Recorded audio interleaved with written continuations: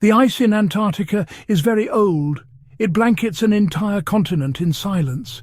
It looks empty. It looks still. The wind moves over long white plains, a lonely sound in a vast land. The sky is pale, a canvas of endless white and grey. The land stretches to a horizon with no end. From the air, the ice seems like a smooth, unbroken sheet. From far above, the world looks plain. Yet beneath this thick frozen veil, there is a world we do not see. A world of secrets buried under miles of ice and time. Satellites circle the Earth in the quiet of space. They are our eyes in the sky. They send back pictures of the world below. To see what the satellites only hint at, teams of scientists travel to the ice. They arrive at remote camps and set up heated tents. They use tools that can hear the world beneath their feet. Ice-penetrating radar sends signals deep into the frozen layers. Sonar maps the bedrock far below. Magnetometers measure the magnetic fields of the hidden stone. These tools are the ears of the explorers. They listen for echoes that come back from the deep. Those echoes paint a picture of a landscape no human eye has ever seen directly. The data creates a map of the unseen. They reveal ancient mountain ranges. They reveal deep valleys. They find tunnels. They find caves carved by time and geology.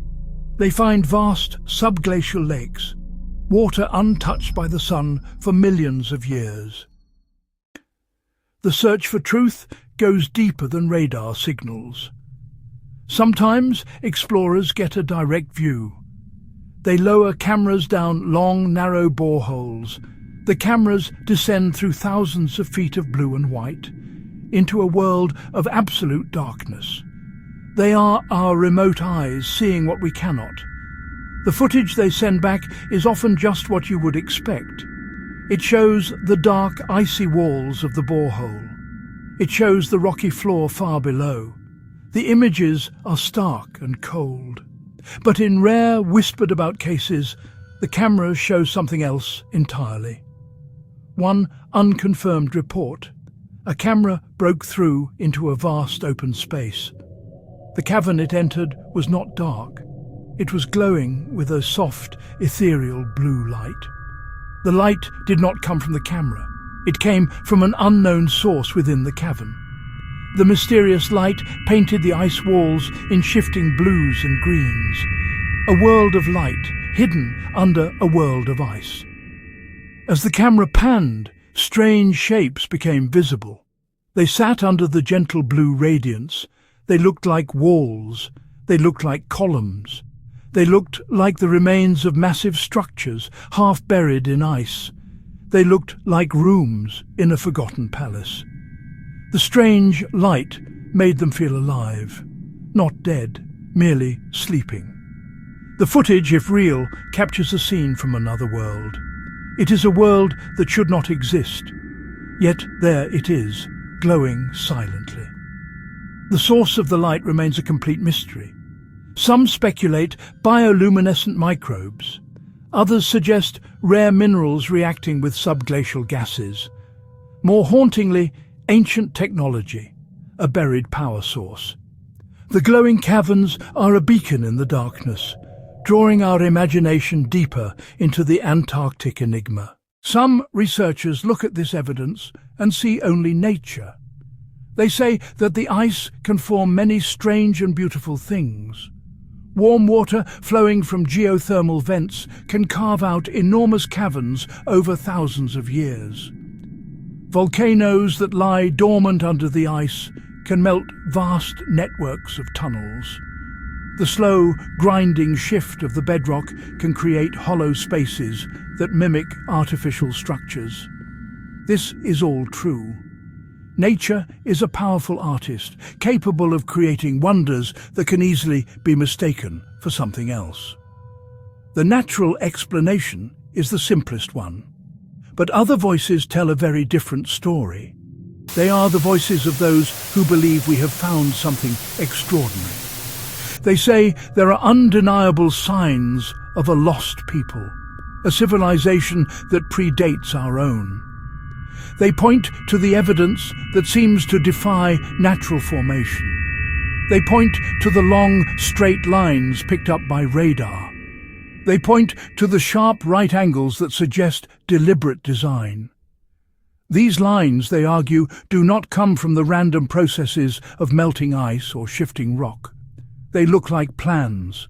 They look like the foundations of buildings. They look like roads. The mystery of Antarctica is not a new one. It is a story that has roots in our distant past. Ancient maps, old myths add another layer of intrigue to the modern discoveries. Some of these maps, drawn hundreds of years before Antarctica was officially discovered, show lands at the South Pole.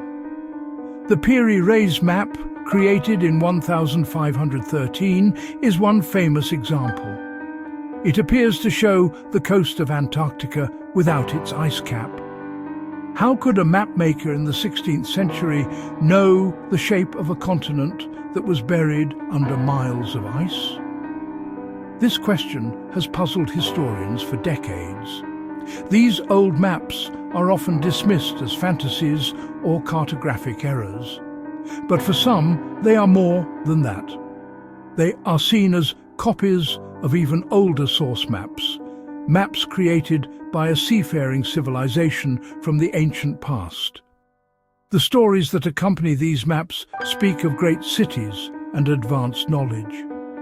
The tales come from many times and many places: Greek philosophers, medieval scholars.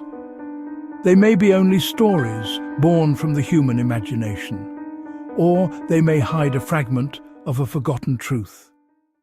There are other stories too, stories that are not found in scientific journals or history books. They are told in hushed tones, in online forums, late-night conversations. They tell of secret missions to the frozen continent. They speak of men in dark, unmarked coats, soldiers in military uniforms. They arrive quietly on planes with no call signs. They bring heavy trucks, advanced drilling equipment, tools that are not part of any public research program. They do not speak to reporters. They avoid the established international research stations. These rumoured missions often set up their bases near the blurred zones on the satellite maps. They operate in areas where the public data is pixelated or missing. People in the small gateway towns of Chile, New Zealand, watch these movements. They notice the strange flights, heavily guarded ships. The stories say these secret bases are there to study the holes in the ice, to explore the tunnels and caverns found by the radar. They say the bases are there not just to study, but to guard what has been found.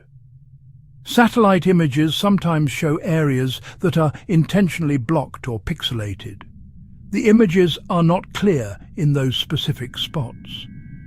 The companies that operate the satellites sometimes blur places at the request of governments. Governments sometimes mark entire areas as sensitive for reasons of national security. But the official reasons do not stop the questions. The blur creates worry and suspicion. It makes men and women ask, what is there that they do not want us to see? The blur becomes a dark curtain, hiding a part of the stage. Behind that curtain, the mind is free to imagine. The blacked-out zones on the map become the location of the greatest secrets. The imagination fills these dark spaces with fantastic shapes.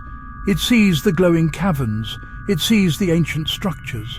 It sees the secret bases with their silent guards. The very act of hiding something makes it seem more important. The zones of silence do not quiet the speculation. They amplify it, turning whispers into shouts, questions into convictions. The secrecy itself becomes a piece of evidence. And that fuels the rumour mill. A blue light glowing in a deep cavern. A long dark tunnel stretching for miles under the ice. a stone column that looks as if it were carved by human hands. All of these images feed the chill in the chest. This chill is the feeling of encountering something not known. It is a mix of curiosity and fear. It is the sound the mind makes when it touches the edge of a great mystery. These images are powerful. They bypass logic and speak directly to our sense of wonder and our sense of dread. On one side of the debate, scientists keep a calm and steady voice. They check the data again and again. They develop new tools to get a clearer picture. They drill new holes. They send new cameras into the deep. They measure heat signatures. They measure magnetic fields with greater precision. Often, their careful work reveals natural causes for the anomalies. Ice and rock move in strange ways. Water flows in unexpected channels. Gases bubble up from the Earth's core. Life can exist in small, simple forms, even in the total darkness under the ice. Microbes can live there, eating rock and salt in the slow currents. Yet even with this clear and sober science, some questions remain unanswered. There are places where the radar echoes look too much like rooms. There are places where the lines are too neat, too geometric to be easily dismissed as natural. There are places where the heat maps show pockets of warmth in odd, organized patterns. People notice these things. The public, and even some scientists, begin to open their minds to possibilities beyond ice and rock. They consider the idea that something else is down there, something that does not fit into our neat categories of biology and geology. The idea of an ancient civilization under the ice has a deep and powerful pull. It draws on our shared love of lost cities like Atlantis, El Dorado. It draws on our feelings of wonder when we look at the stars, the deep ocean. We tell stories about a great place that fell to ruin, covered by ice, covered by water. These stories help us think about the vastness of time, the fragility of our own existence.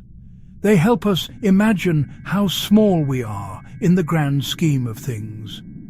The Antarctic mystery has become a modern myth, one that we are writing in real time. And that myth keeps evolving. In the dark vault beneath the ice, the mind finds shapes. The mind finds stories.